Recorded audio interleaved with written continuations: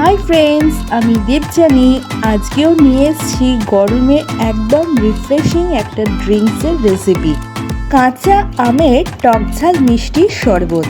আশা করি নামটা প্রথম শুনছো। চলো চটজলদি আজকের রেসিপিটা দেখে নাও। প্রথমে একটা ব্লেন্ডিং জার নিয়ে নিচ্ছি, তার মধ্যে নিয়ে নিচ্ছি 1 কাপ পরিমাণে টক দই।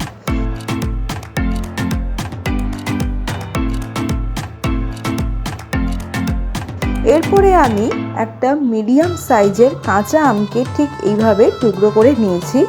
এই আমটাকেও এই টক দইয়ের মধ্যে অ্যাড করে দেব। এরপরে আমি একটা স্মুথ পেস্ট তৈরি করে নিচ্ছি। দেখো বন্ধুরা, আমার কত সুন্দরভাবে পেস্টটা রেডি হয়ে গেল।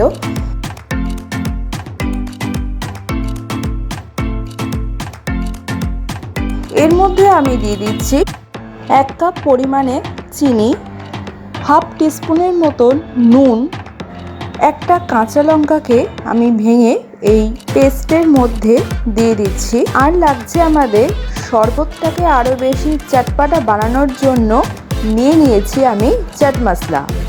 1 টিস্পুনের মতন আমি এখানে চাট মশলা দিচ্ছি। সব কিছু দেওয়ার পর আবারও ভালো করে একটা স্মুথ পেস্ট তৈরি করে নিতে হবে। দেখো বন্ধুরা, আমার কত সুন্দর পেস্টটা রেডি হয়ে গেছে। আমি তোমাদেরকে একটু চামচ দিয়ে তুলে দেখাচ্ছি কত সুন্দরভাবে পেস্টটা আমাদের রেডি হয়ে গেছে। এরপরে আমি একটা শরবতের গ্লাস নিয়ে নিয়েছি দুটো। এর মধ্যে আমি কিছুটা করে বরফ দিয়ে দিচ্ছি আর আগের থেকে তৈরি করে রাখা এই পেস্টটাকে আমি এই দুটো গ্লাসের মধ্যে সমান ভাগে দিয়ে দিচ্ছি। ব্যাস হয়ে গেল আমাদের কাঁচা আমের টকঝাল মিষ্টি শরবত।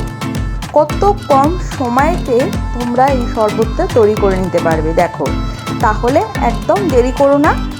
আর এর ওপর থেকে আমি দিয়ে দিচ্ছি অল্প করে গার্নিশিং করার জন্য চাট মশলা। ব্যাস, বাড়িতে আসা অতিথিদের যদি এই শরবতটা পরিবেশন করতে পারো এই গরমে, এর থেকে ভালো কিছু হয় না। তাহলে দেরি করো না, বাড়িতে ঝটপট বানিয়ে আমাকে জানাও কেমন হলো। আর যদি ভালো লাগে প্রতিদিনের মতন ভিডিওটাকে লাইক এবং শেয়ার আর চ্যানেলটাকে সাবস্ক্রাইব করে চ্যানেলের পাশে থেকে যাও। তাহলে আমি এই রকম আরও নিত্য নতুন রেসিপি তোমাদের সাথে শেয়ার করতে পারবো। তাহলে আজকের মতন আসি, আবারও আসছি পরের দিন অন্য কোনো ভিডিওর সাথে।